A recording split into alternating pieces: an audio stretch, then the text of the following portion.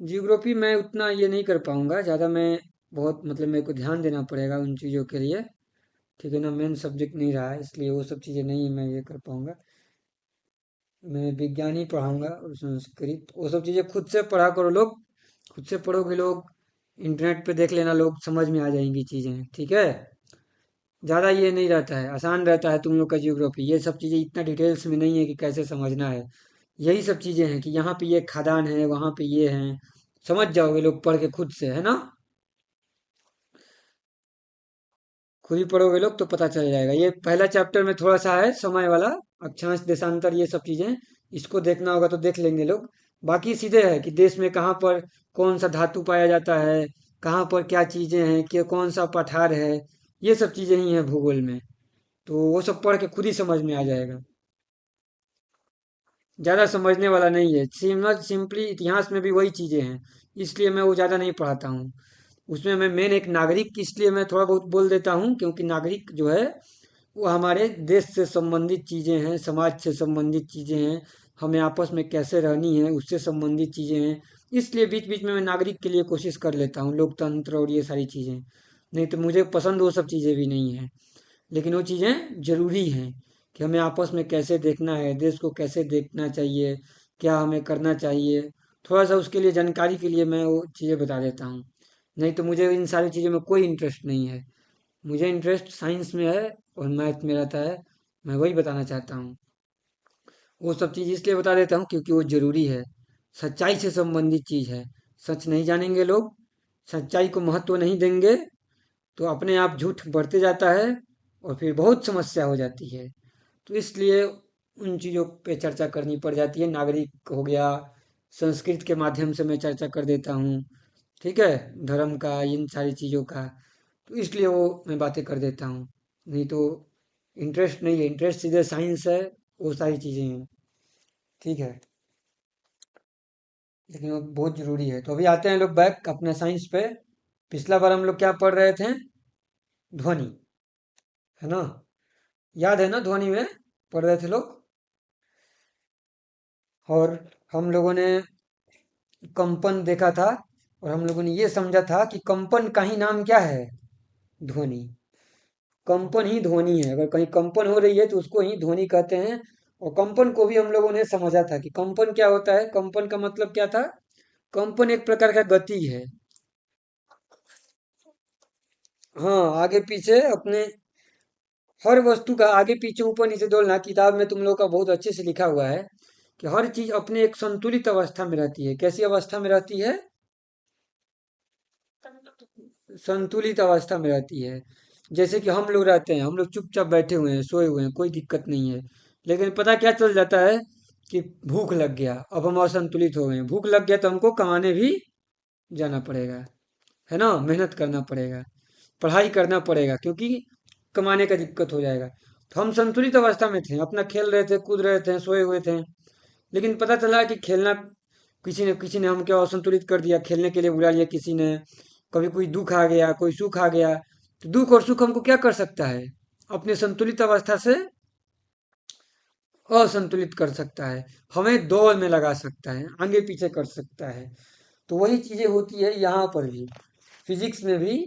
उसी चीज को हमें देखना है कि कंपन का मीनिंग बहुत अच्छे से समझना है। किताब में जो शब्द है इसके लिए, इसको लिखा गया है कि कण जो होते हैं, कौन से कण, हम हमें पता है ना कि ध्वनि माध्यम से चलती है। ध्वनि को चलने के लिए क्या चाहिए?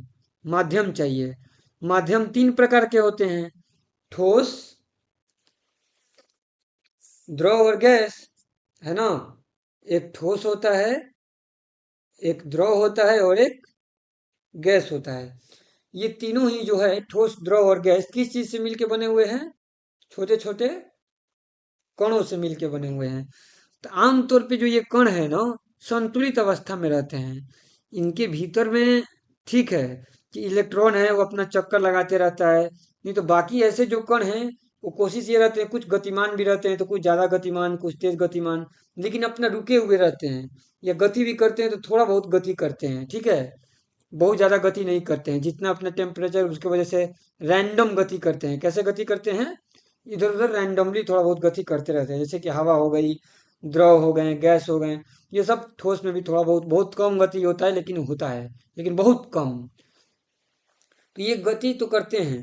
कंपन का मतलब क्या हो जाता है कि इन्हीं कणों की गति आगे पीछे या ऊपर नीचे होने लगी है ना। किसी चीज को टकरा दिया गया, टकराने की वजह से क्या होगा कि कण में गति होने लगा। ये जो कण, जिन कणों से ये मिल के बने हुए हैं, ये सब ठोस, द्रव और गैस, तो माध्यम कण से मिल के बने होते हैं। जो पदार्थ हैं, उसी पदार्थ को यहाँ पे क्या कहा जा रहा है, माध्यम कहा जा रहा है। तीन तरह के माध्यम हो गए, तीन तरह के पदार्थ होते हैं, तीन तरह के माध्यम भी हो गए, ठोस, द्रव और गैस। जो हमने माध्यम पदार्थ पढ़ा था, वही यहाँ पे क्या बन गया है, माध्यम। उसका नाम चेंज हो गया है, माध्यम।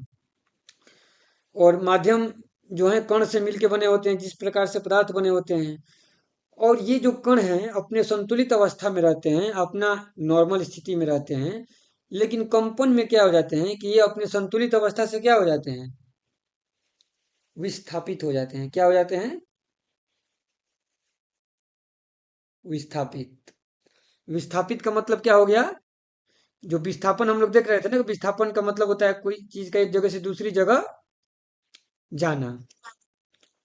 तो उसी प्रकार से यहाँ पे कणों का विस्थापन होगा। अपना एक संतुलित अवस्था है, जैसे कि हमारे पास झूला है, तो झूला का संतुलित अवस्था क्या है कि वो बीच में ऐसे लटका रहे, है कि नहीं। लेकिन जब हम उस पर बल लगाते हैं, तो ये आगे पीछे होना शुरू हो जाता है ना। तो हम लोग क्या बोल दिए उसको कि ये अब असंतुलित अवस्था में चला गया, यानी कि विस्थापित हो गया। विस्थापित कहाँ से हुआ, अपने संतुलित अवस्था से। संतुलित अवस्था वह अवस्था थी जिसमें वस्तु चुपचाप रुका हुआ था, लेकिन बाहर से ऊर्जा मिल गया, और उस ऊर्जा की वजह से वो वस्तु क्या हो गई, अपनी संतुलित अवस्था से विस्थापित हो गई। तो ये वह शब्द का मीनिंग समझ में आया ना।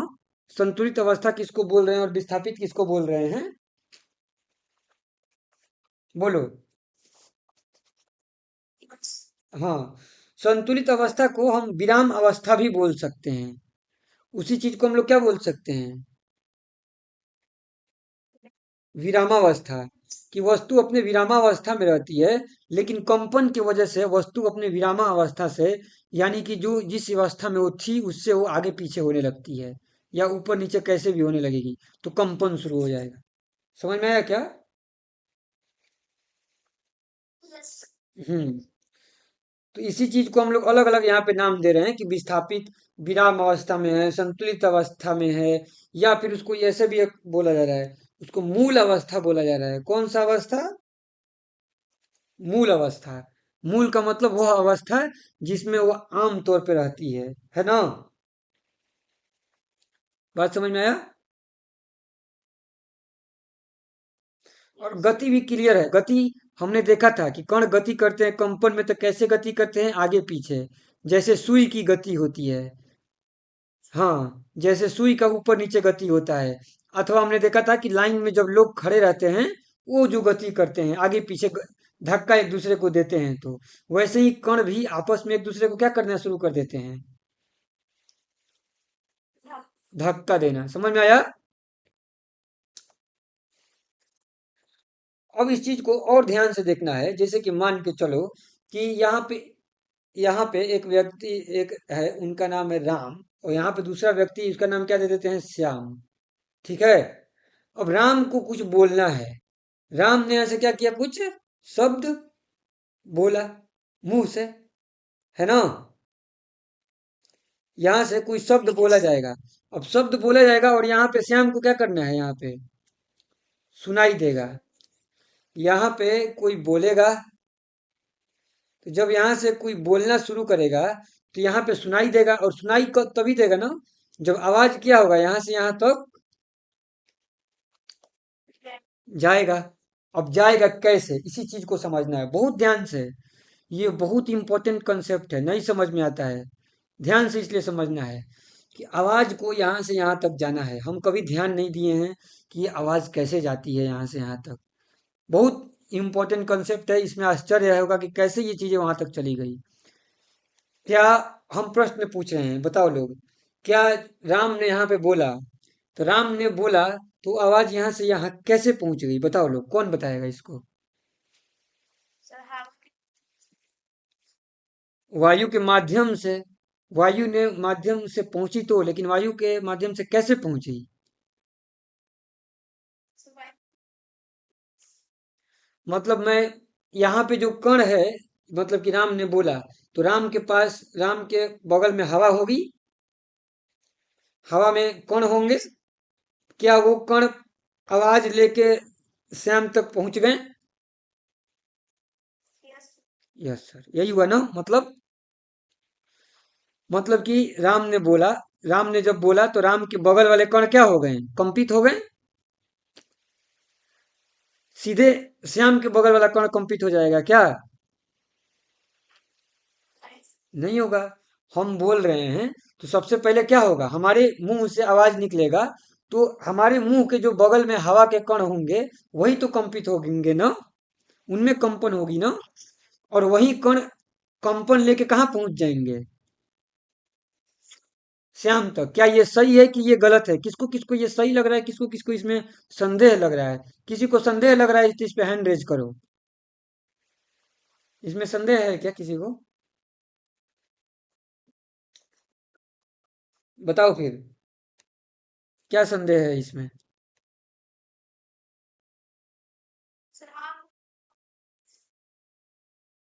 हम बोलेंगे तो हवा कैसे कंपित होगा? कंपित तो हो जाएगा, सिंपल सा चीज है। कैसे? हम लोग जैसे कि बोल रहे हैं तो कंठ है, तो जब हम बोल रहे हैं तो बोलने से क्या होता है कि जैसे कि चीजें होती हैं, अब मान लो कि घंटी रहता है, तो घंटी पे हम लोग टक्कर मारे, तो टक्कर मारे किसी भी चीज से, तो घंटी के कण में कंपन हो गया ना। तो घंटी के कण में जब कंपन हुआ तो वही कंपन, अब हवा जो है, हवा घंटी से जुड़ा हुआ नहीं है? जुड़ा हुआ है। जुड़ा हुआ है, तो जब वो उस पे कंपन होगा तो हवा के कण में भी कंपन हो जाएगा, नहीं हो जाएगा? सब चीज तो जुड़ा ही हुआ है ना, ऐसा थोड़ी है कि अलग अलग है। सब चीज जुड़ा हुआ है। हम बोल रहे हैं तो बोलने से हमारे यहाँ का हवा कंपित हो गया। मुद्दा ये है कि कंपित तो हो ही जाएगा, सब चीज कंपित हो जाएगा, है ना। मुद्दा ये है कि क्या कंपन के द्वारा जो ये चीज हुआ, कंपन हुआ, तो क्या जो कण कंपन हुआ वही कण लेके यहाँ तक पहुंच जाएगा, श्याम के कान तक? क्योंकि श्याम के कान को सुनना है, तो श्याम के कान में, कान एक ऐसा मशीन है, फिर वो हवा के कंपन से ही क्या बना देता है? हवा का कंपन। क्योंकि श्याम का क्या पहुंचा है, श्याम मुंह में आके बोला था क्या? मुंह अपना लेके उस श्याम के कान में ले गया था क्या बोलने के लिए? नहीं ना। श्याम ने, राम ने यहाँ पे बोला था, राम ने यहाँ पे बोला था, और वो बोला राम ने, तो श्याम के कान में सुनाई दिया, तो श्याम के कान तक आवाज कैसे पहुंची है? हवा द्वारा पहुंची है, तो कण के द्वारा पहुंची होगी ना। तो कोई कण लेके, क्या यहाँ के कण पहुंच गए हैं श्याम के कान तक? नहीं, ये नहीं पहुंचे हैं। इस चीज को अब ध्यान देना है, यही मैं पूछना चाह रहा था। ये कण नहीं पहुंचते हैं, सिर्फ क्या पहुंचती है? कंपन। क्या पहुंचता है? कंपन। जैसे कि लाइन में लोग खड़ा रहता है, मान के चलो। क्या? क्या? मैं बोल रहा हूँ कंपन पहुंचता है। कैसे कंपन पहुंचता है? जैसे कि मान लो तुम लोगों ने यूट्यूब पे देखा होगा, ऐसे ताश का खड़ा करता है, लोग खड़ा करता है ना लाइन से, और एक ताश गिरता है तो बाकी सब लाइन से क्या हो जाता है? गिरना, गिर जाता है। तो मेरे को इसमें ये बताओ, क्या ये पहला जो ताश है ए, और दूसरा जो ताश है बी, क्या ए ने बी को गिराया? नहीं गिराया। एक पीछे से धक्का देता है और गिर जाता है आगे जो खड़ा आदमी बी, क्या ए ने बी को धक्का देके गिरा दिया सीधे? नहीं गिराया। ए ने किसको गिराया? अपने बगल को गिराया, उसने अपने बगल को गिराया, उसने अपने बगल को गिराया। गिरते गिरते गिरते गिरते लाइन से सब गिर गया लोग। तो मतलब यहाँ तो कुछ तो गया। क्या चीज गया? ए से बी तक कुछ तो गया। क्या गया?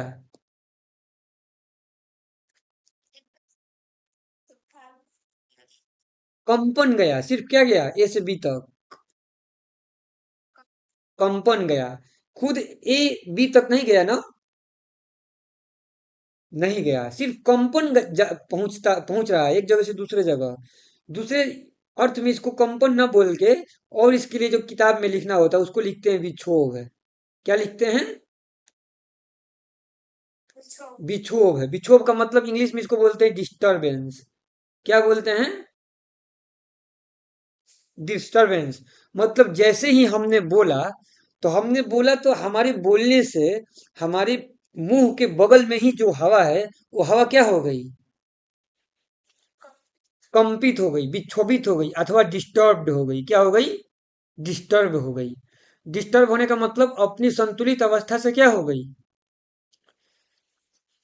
असंतुलित अवस्था में चली गई, अब आगे पीछे होने लगी। हमने बोला था ना कि आम तौर पे जो कण होते हैं संतुलित अवस्था में थे, अपना रुके हुए थे, कंपन की वजह से वो डिस्टर्ब हो गए, आगे पीछे होने लगे हैं। हाँ बोलो, कोई डाउट है तो। तो ये डिस्टरबेंस हुआ, और ये डिस्टरबेंस एक ने ए ने अपने बगल को डिस्टर्ब किया, मतलब कि लाइन से कण है, पहला कण ने अपने बगल को डिस्टर्ब किया, दूसरे ने अपने बगल को डिस्टर्ब किया, डिस्टर्ब करते करते करते करते श्याम राम ने बोला था, राम के बोलने की वजह से राम के बगल का कण डिस्टर्ब हो गया। फिर वहीं उनके बगल का कण डिस्टर्ब हुआ, लाइन से कण डिस्टर्ब होते होते होते होते श्याम के पास का कण भी क्या हो गया? डिस्टर्ब हो गया। और उसी डिस्टरबेंस को पढ़ने का क्षमता किसके पास है? कान के पास है। कान उस डिस्टरबेंस को समझ सकता है। हम बोल रहे हैं, दो आदमी वहां पे खड़ा है, तुम लोग आपस में बात कर रहे हो, उसने कोई शब्द बोला, उस शब्द के बोला तो उसने कान को समझने की क्षमता नहीं है, मतलब कान को जस्ट उस सिग्नल को समझ लेगा। अब तुम्हें उस डिस्टरबेंस के बारे में पता है। अब मान लो कि एग्जाम्पल के लिए ही है, दो लोग खड़ा है, एक का नाम है ए, एक का नाम है बी। ए के बोलने से क्या होता है, चीजें डिस्टर्ब हो रही हैं, बोलने से डिस्टर्ब हो रही है ना। और बी, उस डिस्टरबेंस का बी का क्या है कि बी का कान उस डिस्टरबेंस को, नहीं, कान नहीं समझता है, कान तो बस उसको क्या कर लेता है, सिग्नल के रूप में उसको बता देता है कि कुछ डिस्टर्ब हो रहा है। समझने का काम तो दिमाग करेगा ना। हाँ, समझने का काम दिमाग करेगा, कान क्या करेगा, कान को सिर्फ पता चलेगा कि हाँ, कुछ आवाज जैसी चीजें हो रही हैं। ठीक है, कान उस आवाज जैसी चीज को फिर शरीर के अंदर सिग्नल के माध्यम से दिमाग तक पहुंचा देगा। हम यहाँ तक ये देखें कि जो आवाज है राम के बोलने के बाद हवा में कैसे से कैसे तक पहुंची। राम ने बोला तो आवाज, कंपन जो है वहां का हवा में आया, यहाँ से यहाँ तक कैसे पहुंचा हमने ये देखा। फिर शरीर के अंदर कैसे पहुंचती है वो दूसरा चीज हो गया, वो बायोलॉजी हो गया फिर, है ना। हम उसके बारे में नहीं अभी पढ़ रहे हैं, हम सिर्फ किसके बारे में पढ़ रहे हैं कि राम के बोलने की वजह से चीजें यहाँ से यहाँ तक कैसे पहुंची, है कि नहीं। अगर हमको कोई, मान लो कि कोई आके दूसरा लैंग्वेज में गाली भी देने लगा तो हमको पता चलेगा क्या? नहीं पता चलेगा। सिर्फ डिस्टरबेंस हो रहा है ये तो पता चलेगा ना। कोई कुछ बोल रहा है ये पता चलेगा, लेकिन समझ में नहीं आएगा। तो कान समझने का काम नहीं करता है, कान का काम है सिर्फ सुनना। वो सुन के हमें बता देता है। अब उस सुनना के पीछे कोई मीनिंग है कि नहीं है, ये हमारी जानकारी पर निर्भर करता है। ऐसा भी हो सकता है कि कोई मीनिंग ना हो, है कि नहीं, बताओ।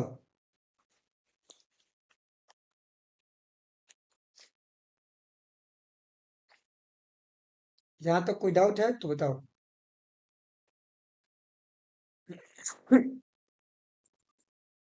बोलो।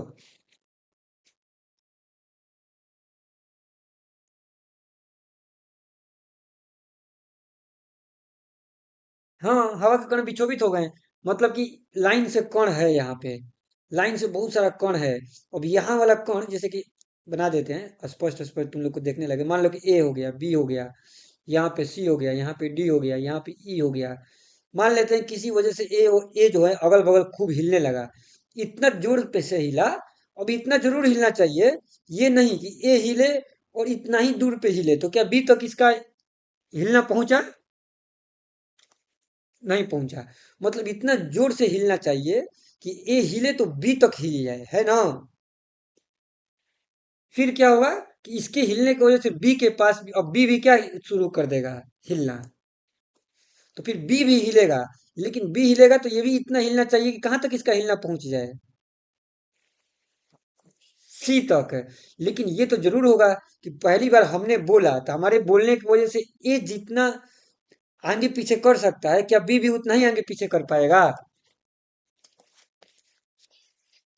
धीरे धीरे धीरे धीरे धीरे धीरे कम हो जाएगा। इसीलिए हमारा आवाज क्या होता है कि हम बोले तो, लेकिन बहुत दूर हमारा फिर आवाज नहीं पहुंच पाता है, क्योंकि धीरे धीरे धीरे ऊर्जा उसकी क्या हो जाती है, कम होते जाती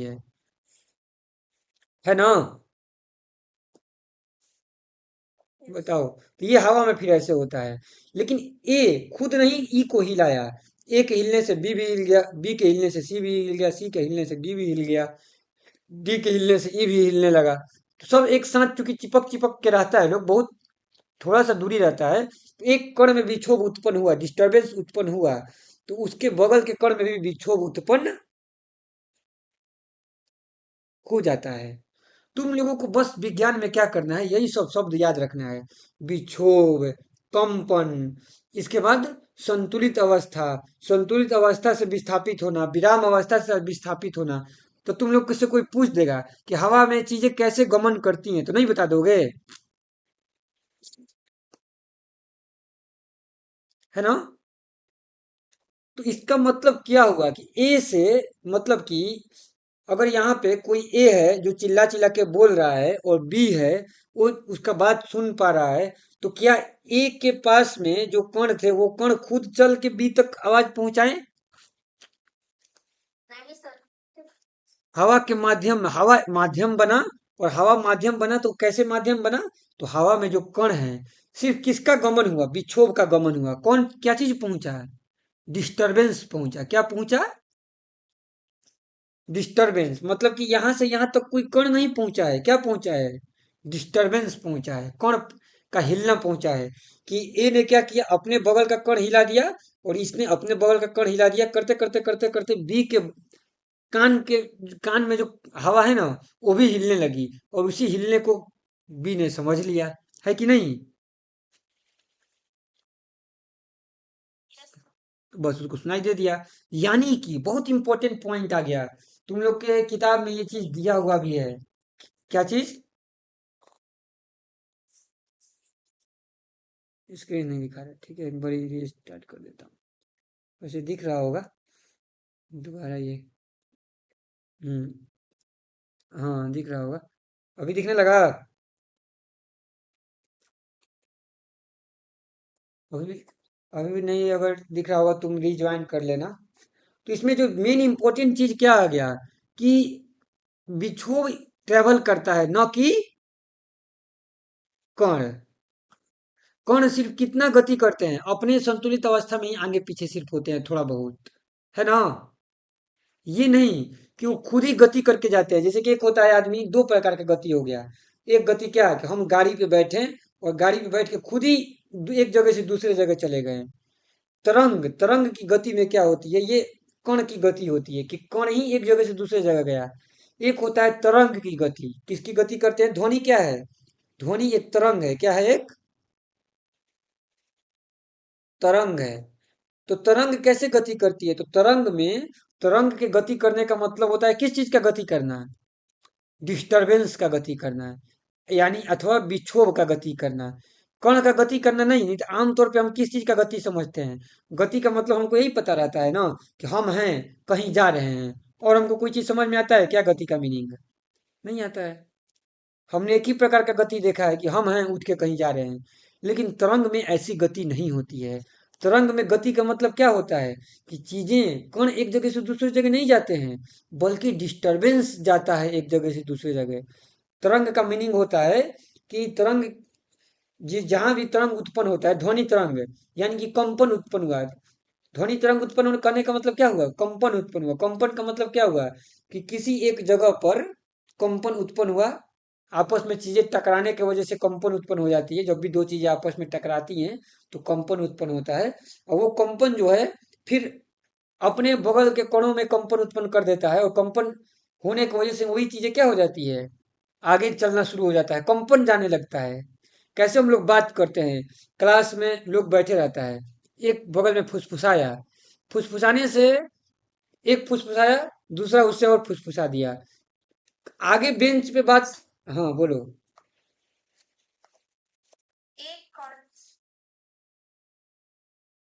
हम्म। ये कंपन से कैसे उत्पन्न होता है? टकराने से ही कंपन उत्पन्न होता है। टकराने टकरा कंपन का मीनिंग ही क्या होता है? कंपन उत्पन्न होने का, कंपन करने किसको हम लोग बोलते हैं? चीजों को आगे पीछे होने को ही हम लोग कंपन बोल रहे हैं, और तो कोई कंपन का कुछ होता नहीं है मीनिंग। कंपन उत्पन्न होने का मतलब क्या होता है? चीजें आगे पीछे होने लगी तो मतलब क्या कर रहा है? वो कंपित हो रहा है।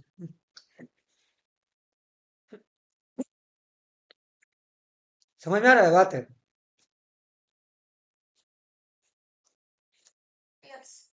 चीजें आगे पीछे हो रही हैं, उसी को हम लोग क्या बोलते हैं? कंपित होना। कंपित होना कोई काल्पनिक चीज नहीं है कि हम कुछ करेंगे तो कंपन अब बाद में उत्पन्न होगा, कुछ नहीं करेंगे तो नहीं उत्पन्न हो रहा है। चीजों का आगे पीछे होने को ही हम लोग क्या बोलते हैं? कंपन बोलते हैं। अपनी संतुलित अवस्था से जब चीजें असंतुलित अवस्था में चली जाती हैं, आगे पीछे होने लगती हैं, उसी को कंपन बोलते हैं। तो एक चीज जब आगे पीछे हो रहा है, तो दूसरा भी आगे पीछे नहीं होने लगेगा? उसके बगल वाला धक्का दे देंगे तो वो भी होने लगेगा, है ना? तो उसी को बोलते हैं कंपन होना। अब चीजें जब एक कण में कंपन उत्पन्न हो गया है, मतलब एक कण आगे पीछे हो रहा है, तो उसके बगल वाला भी आगे पीछे होने लगा। फिर उसके आगे पीछे होने की वजह से, क्योंकि ये चीज शुरुआत कहीं ना कहीं पे होगा ना। राम ने बोलना शुरू किया तो राम के बगल का कण सबसे पहले कंपित होगा। वही कंपन अगले को भी कंपित करेगा। मान लो कि कोई दिक्कत हुआ, कैसे होता है? ये एक क्लास है, क्लास में आगे आदमी बेंच पर बैठा हुआ है, उसने कोई बात छेड़ा, उसके बाद छेड़ने की वजह से पीछे वाला को बता दिया। अब वो सीधे अंत वाला को नहीं बता सकता है, लास्ट वाला रो में सबसे पहले बेंच पे जो बैठा है उसने अपने पीछे वाले बेंच को बता दिया, उसने अपने पीछे वाले बेंच को बता दिया। तो ऐसे ऐसे करके बात तो पीछे चली जाएगी ना अंततः। खुद खुद यहाँ से कोई लड़का उठ के पीछे बात नहीं भेज रहा है, बल्कि लोग आपस में ही बात करना शुरू कर दिया, तो एक जगह से दूसरी जगह चीजें जा रही हैं, बात जा रहा है। वैसे ही कंपन होता है कि एक जगह से दूसरी जगह ऐसे करते करते जाते हैं। जैसे कि पानी में को हम पत्थर फेंकते हैं, तो पानी में पत्थर फेंकते हैं तो तरंग बनते हुए दिखाई देता है ना, ऐसे ऐसे लहर। कैसे? वो कैसे हुआ? ऐसे ही तो होता है ना। हाँ। सबसे पहले जो कण है, वो अपने अगल बगल के पानी को क्या किया? विस्थापित किया। फिर वही लगता है कि एकदम पीछे जा रहा है, दूर दूर दूर दूर फैलते जाता है ना? चारों तरफ। क्योंकि फिर अगला पानी का कण अपने आगे वाले को और धकेलता है, फिर आगे वाले को धकेलता है और आगे वाले को धकेलता है। धकेलते धकेलते चारों तरफ पानी क्या होना शुरू हो जाता है? लगता है कि फैल रहा है, फैल रहा है कि नहीं? तो क्या पानी का कण खुद ही यहां से यहां चला गया लास्ट तक? नहीं। सब एक दूसरे को धक्का दे दे के वहां तक पहुंच गया। तो इसी धक्का को, मतलब कि जो धक्का है ना, धक्का वाला बिहेवियर को एक जगह से दूसरी जगह तक जाना, कंपन का एक जगह से दूसरी जगह तक जाना, इसी को तरंग की गति कहते हैं। इसी को किसकी गति कहते हैं? तरंग की गति। तरंग की गति किसकी गति होती है? विक्षोभ की गति, डिस्टरबेंस की गति। क्योंकि तरंग की गति में कभी कोई कण गति नहीं करता है एक जगह से दूसरे जगह तक। तरंग की गति में कण तो इतना ही गति करता है कि वो अपने संतुलित अवस्था में ही कंपित होना शुरू हो जाता है, आगे पीछे या अथवा ऊपर नीचे। ठीक है? इससे ज्यादा ये नहीं होता है कि वो एक जगह से उठ के दूसरे जगह तक चले जाए। लेकिन उसके आगे पीछे होने की वजह से बगल वाला भी आगे पीछे होने लगता है, और तरंग इस प्रकार से एक जगह से दूसरे जगह तक पहुंच जाता है ना? इसमें कोई डाउट है तो बताओ लोग। कोई डाउट है क्या? ठीक है। तो इसमें जो अगला पॉइंट है उस चीज को भी ध्यान से देख लेना है। अभी क्या चाहते हो, आधा घंटा पढ़ना है कि मतलब कि अभी 10 मिनट में ही बंद करना है? कौन कौन तैयार है? और मतलब कि 20-25 मिनट पढ़ने के लिए, तो फिर ये माध्यम जो गति वाला है पूरा बता देंगे कि 10 मिनट में ही कम खत्म करना है। फिर 20-25 मिनट लगेगा। पढ़ेंगे लोग ना सब? कि अर्जेंट कहीं जाना है? नींद आने लगा? अच्छा, जाना है। ठीक है, रिकॉर्ड भी हो जाएगा। ठीक है ना? और कोई, और सिर्फ एक है कि और कोई है नहीं जिसको पढ़ना है? अभी हैंड रेज कर लो। ऋषु। बाकी लोग नहीं?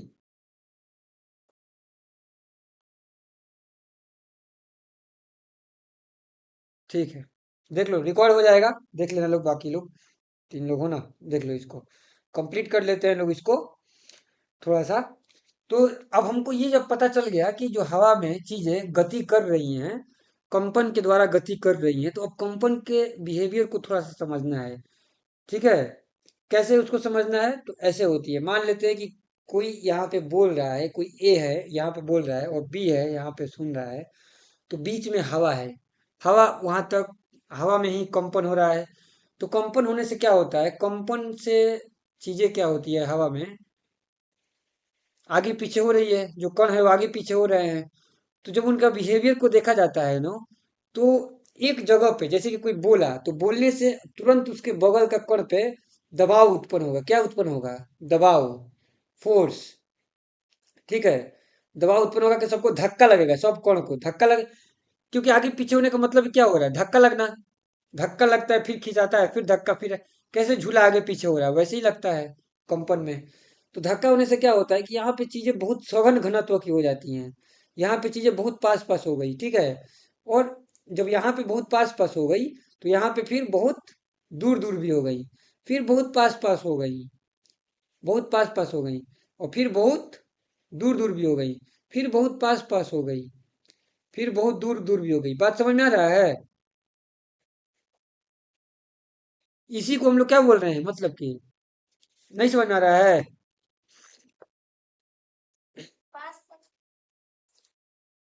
पास पास दूर दूर कहने का मतलब ये है कि जब चीजें कंपन करती है, तो उसमें ऐसा होता है हवा में कि जब हम बोलें, तो जब हम कोई एक चीज बोलते हैं, तो उसमें क्या होता है कि यहाँ पे जितने भी कण हैं सबको एक साथ आगे बढ़ेगा लोग ना, सब कण।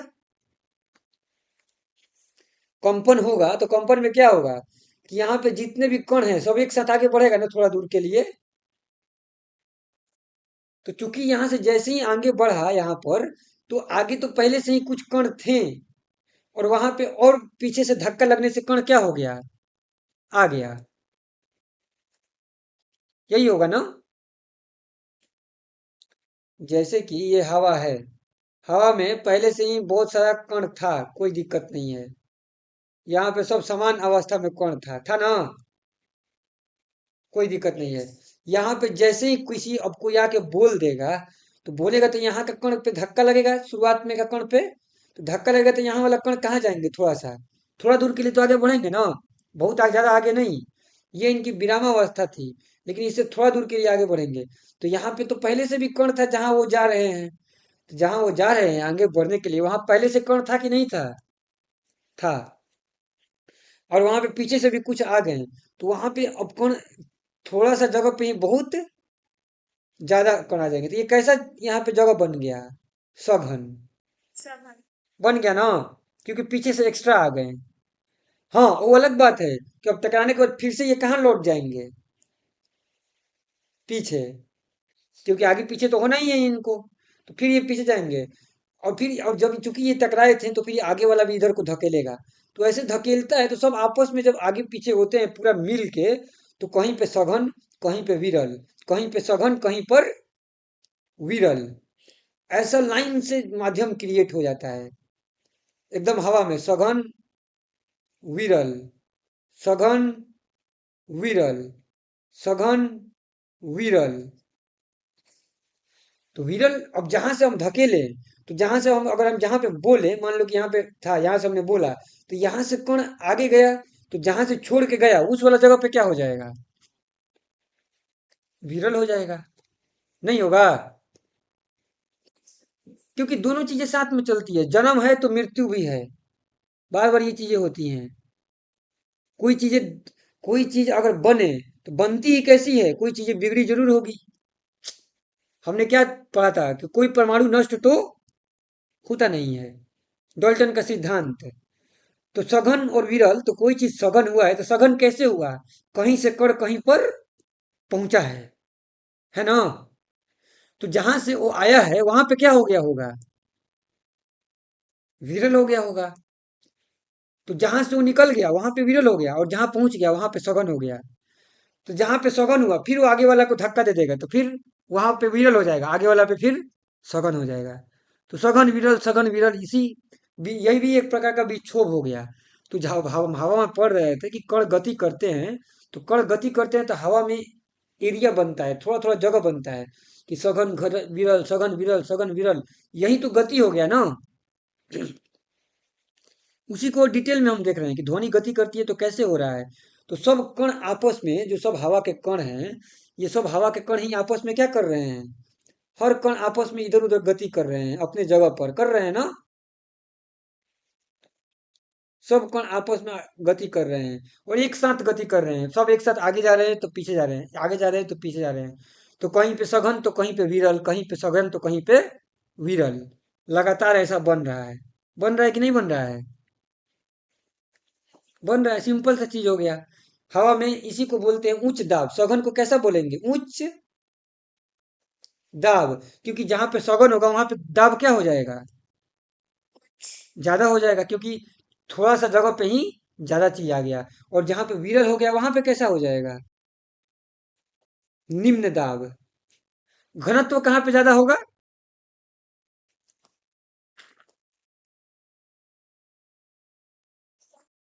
सघन में। सघन में घनत्व भी ज्यादा हो जाता है, इसमें घनत्व भी कम हो जाता है। तो ये सब यूज होता है जब भी हवा गति करती है, तो हम लोग बोलते हैं इसको समझाने के लिए कि हवा में जो है ना कण आपस में जब गति करने लगते हैं तो हवा सघन होती है, विरल हो जाती है, घनत्व बढ़ता है, घटता है, उच्च दाब बनता है, निम्न दाब बनता है, इसी की प्रक्रिया होती है। इसी प्रक्रिया में कण जब आपस में एक जगह से विक्षोभित होते हैं, जो डिस्टर्ब होते हैं, सघन विरल, एक ही जगह पे कण, ये नहीं हो रहा है कि कण उठ के एक जगह से दूसरी जगह तक जा रहे हैं, बल्कि दाब, यही दबाव कहीं पे ज्यादा कम, जो जब कण गति कर रहे हैं, तो उच्च दाब निम्न दाब, उच्च दाब निम्न दाब, उच्च दाब निम्न दाब, हर जगह पे बनते रहेगा। बनेगा कि नहीं बनेगा? एक जगह फिक्स नहीं रहता है।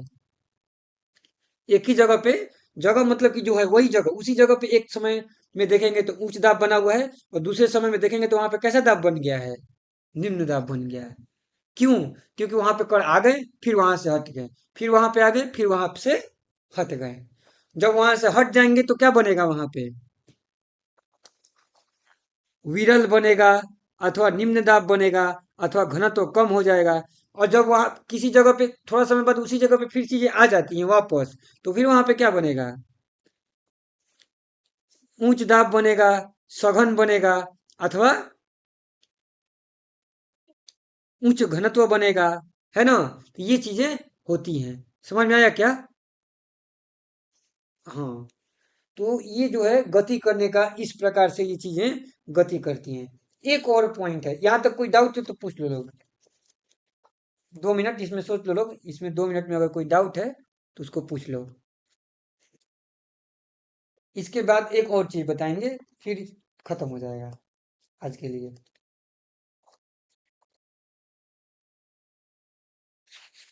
यहाँ तक 2 मिनट सोचो, इसमें कुछ डाउट है तो उसको पूछो। दाब में भी, घनत्व में भी, कुछ भी चीज में। हम्म। फ्लैट पे। फ्लैट फ्लैट बोल। बोल। तू बताओ। ठीक। देख ले।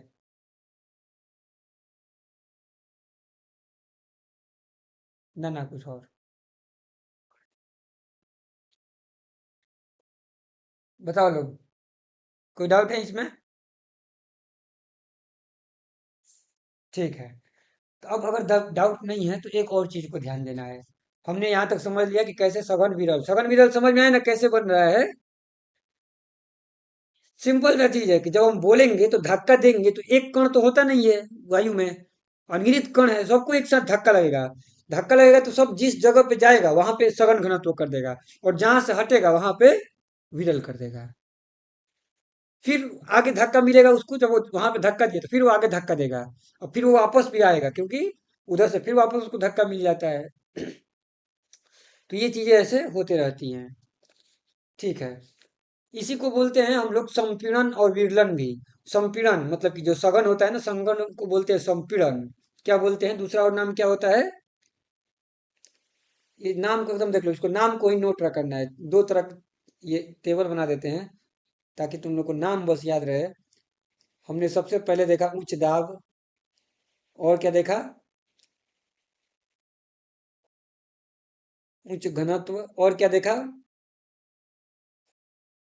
सघन, और देखा, इसको एक और नाम दे देते हैं संपीड़न। संपीड़ित का मतलब होता है कोई चीज एकदम कंप्रेस कर दिया गया है, दबा के रख दिया गया है। तो सघन में चीजें दब के नहीं रहेंगी एक साथ, है दब के रहेंगी, है ना।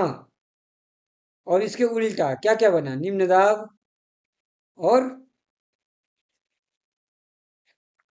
निम्न घनत्व, विरल, और संपीड़न को भी बोल देते हैं विरलन। क्या बोल देते हैं? विरलन। तो तरंग क्या है? तरंग एक ही चीज है। तरंग का मतलब होता है विक्षोभ है। क्या चीज? विक्षोभ है। एक जगह से अगर तरंग गति करती है तो क्या चीज गति करता है? विक्षोभ गति करता है, न कि कण। कण गति नहीं करते हैं। क्या गति करता है तरंग में? विक्षोभ गति करता है। और विक्षोभ का मतलब हो गया यही सब चीज कि दबाव, उच्च दाब निम्न दाब, एक जगह से शुरू हुआ दूसरा जगह तक पहुंच गया। उच्च घनत्व निम्न घनत्व करते करते एक जगह से शुरू हुआ दूसरा तक पहुंच गया। सिंपल सघन के लिए सघन, सघन विरलन संपीड़न, विरलन करते करते करते करते एक जगह से दूसरे जगह तक पहुंच गया। है ना? इसमें कोई डाउट नहीं है ना? ठीक है। तो अगला जो चीज है, अब इसमें जो चीज है, देखो ये अब इसमें गति, गति का जब बात करते हैं तो हम बात करते हैं किसका गति, है ना। जब हम कोई बोलेगा कि किसी चीज की गति हो रही है तो किसकी गति? तो तरंग में हमको कितनी प्रकार की गति दिखाई दे रही है तरंग में? आमतौर पे दुनिया में हमको गति का मतलब एक ही चीज होता है कि एक कण है और क्या कर रहा है वो? गति कर रहा है, किसी जगह पे जा रहा है। लेकिन तरंग में कितनी प्रकार की गति हो गई? तरंग की गति में कई प्रकार की गति हो गई, बताओ। बोलो। दो प्रकार की गति, कौन कौन सी? नहीं, संपीड़न और विरलन नहीं, तरंग में दो प्रकार की गति है। इसका मीनिंग ये हुआ, एक तो खुद तरंग की गति, मतलब कि तरंग की गति किसको बोलते हैं? तरंग किस दिशा में जा रहा है उसकी गति। और एक दूसरा कण की गति। तरंग किस चीज से मिलकर बना हुआ है? कणों की गति से ही तो तरंग की गति उत्पन्न हो रही है ना, कि नहीं हो रही है?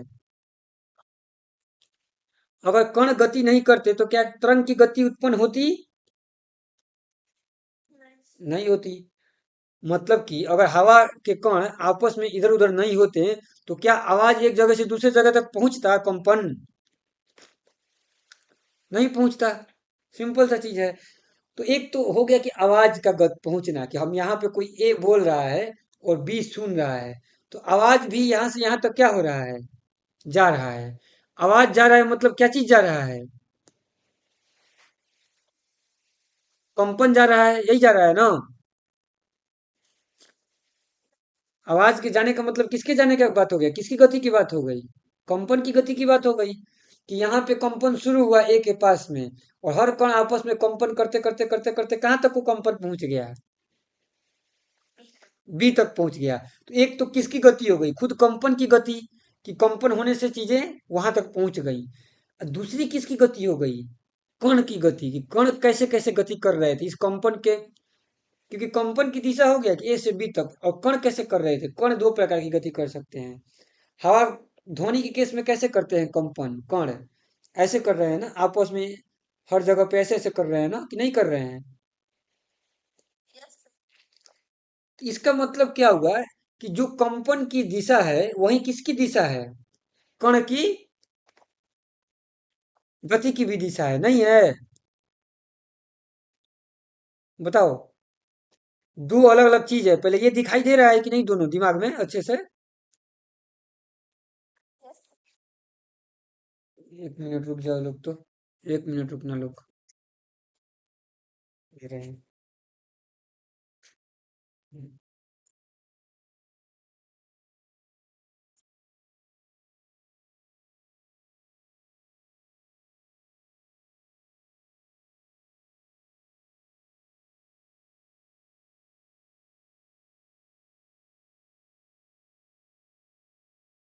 हम्म।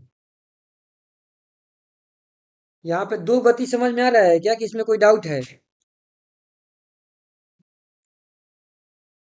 दो गति है, एक गति किसकी है? कंपन की गति, कि एक जगह से दूसरी जगह तक चीजें कंपित होके जा रही हैं। मतलब क्या जा रहा है कंपित होके? कंपित होके क्या जाता है? विक्षोभ। कण तो सिर्फ अपने अगल अगल बगल ही तो कंपित करते रहता है ना, कंपन ही तो सिर्फ जाता है ना। कण तो जाता ही नहीं है, कण क्या करता है कि अपने जगह पर ही आगे पीछे कंपित होते रहता है, आगे पीछे होते रहता है। तो कण आगे पीछे हो रहा है, एक बात हो गया। और दूसरा बात क्या हो गया कि कंपन भी जा रही है। दूसरा कंपन, दूसरा सिचुएशन क्या होता है, एक और सिचुएशन होता है, उसमें कणों की गति ऐसे होती है, ऊपर नीचे होती है। कैसे होती है? ऊपर नीचे होती है। एक कण की गति ऐसे है ऊपर में, ये ध्वनि का केस है। ध्वनि में ऐसा ही होता है। पानी में ऐसा होता है ना, ऊपर नीचे होता है ना पानी का, ये चीज। तो पानी में ऐसे ऊपर नीचे होता है, और ध्वनि में ये ऊपर नीचे नहीं होता है, ध्वनि में कण आगे पीछे हो रहे हैं। बात समझ में आ रहा है? तो ये चीजें हो गई, तो इसको हम लोग बोलते हैं अनुदैर्ध्य तरंगे। अनुदैर्ध्य तरंग के मतलब क्या हो जाता है कि जो कण की कंपन की गति दिशा है ना, और जो किसकी दिशा है, ध्वनि के दिशा है। ध्वनि की दिशा का मतलब किसका दिशा हो गया? तरंग जिस दिशा में जा रहा है उसकी दिशा हो गई। और एक दिशा हो गया कंपन कैसे हो रहा है। तो दोनों समानांतर है, ऊपर में है कि नहीं समानांतर? इसको बोलते हैं अनुदैर्ध्य, और नीचे वाला को क्या बोलते हैं? अनुप्रस्थ है। इसमें क्या हो जाता है कि कण जो है ऊपर नीचे गति कर रहा है, लेकिन तरंग किधर जा रहा होगा इसमें?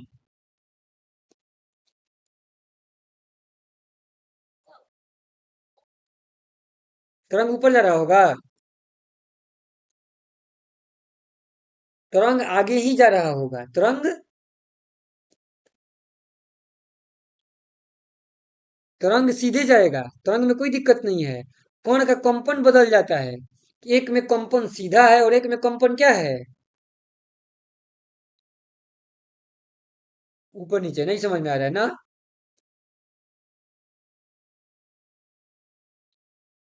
किसी को इसमें डाउट है तो बताओ लोग।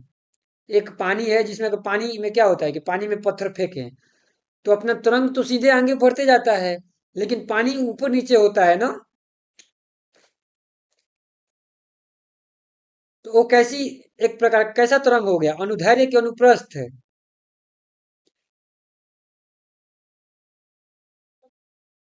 अनुप्रस्थ हो गया ना। और अनुदैर्ध्य में क्या हो जाता है? अनुदैर्ध्य में हो जाता है कि जब हम, जैसे कि कोई किसी को धक्का दे दिया, आगे पीछे हो रहा है लोग, तो उसमें भी कंपन हो रहा है, तो आगे पीछे हो रहा है और चीजें बढ़ भी रही हैं, धक्का देने वाला, तो वो कैसा हो जाता है फिर?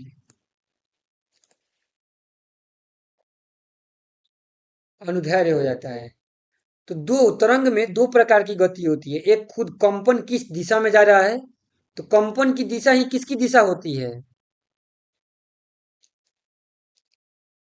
कंपन जिस दिशा में बढ़ता है, कंपन जिस दिशा में बढ़ता है, वो दिशा किसकी दिशा होती है? तरंग की दिशा होती है। समझ में आया? तरंग की दिशा का मतलब क्या हो गया कि तरंग की दिशा का मतलब क्या हो गया? कंपन किस दिशा में बढ़ रही है? कंपन किस दिशा में बढ़ रही है?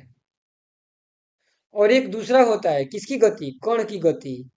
अब कण की गति हो सकता है कि कंपन के ही दिशा में हो, कंपन के बढ़ने के ही दिशा में हो, अथवा कंपन के बढ़ने की दिशा में न हो, ऊपर नीचे हो। तो अगर ऊपर नीचे रहेगा तो वो हो जाएगा अनुप्रस्थ, और अगर कंपन के ही दिशा में रहेगा तो उसको वो क्या हो जाएगा? धैर्य। इसको ध्यान से समझना लोग, सोचना लोग। डाउट है अभी तो अभी पूछ लो, अगर डाउट नहीं है तो इस पे थोड़ा सा दिमाग लगाना लोग कि किस चीज को बोला जा रहा है, कैसे ये हमको दिखाई दे सकता है। रस्सी, मान लो कि कोई रस्सी ऐसे ऐसे करता है ना, यहाँ पे बांध के किसी चीज से रस्सी बंधा हुआ है, ये दीवार है, और आदमी ऐसे ऐसे रस्सी करता है ना, हाथ से ऊपर नीचे, ये कैसी गति होगी बताओ? कौन सा तरंग इसमें उत्पन्न हो रहा है? किस प्रकार का? अनुप्रस्थ की अनुदैर्ध्य?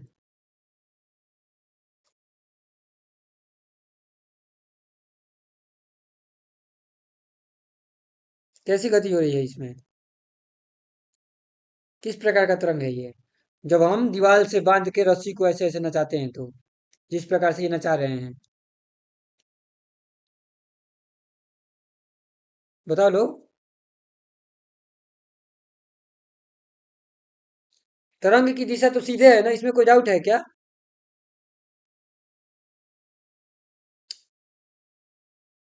तरंग तो सीधे ही जाएगा, है ना?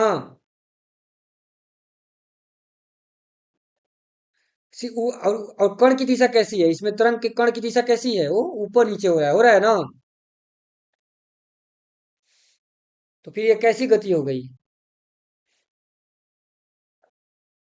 अनुप्रस्थ हो गया। तीसरी पे सोचना है कि कैसे चीजें ऊपर नीचे होती है। ये हालांकि अनुप्रस्थ तरंग के बारे में अभी तुम लोग को ज्यादा नहीं पढ़ना है। अनुप्रस्थ तरंग अगला क्लास में, मतलब कि थोड़ा सा 10th क्लास में आएगा, ठीक है, या फिर 12th क्लास में आएगा। लेकिन ये अनुदैर्ध्य तरंगे पढ़नी थी। अनुदैर्ध्य तरंग जिसमें कि आगे पीछे आदमी धक्का देता है और गति भी आगे की तरफ ही होती है, जैसे कि आदमी टकराता है लाइन में, उस एग्जाम्पल से आदमी समझ सकता है।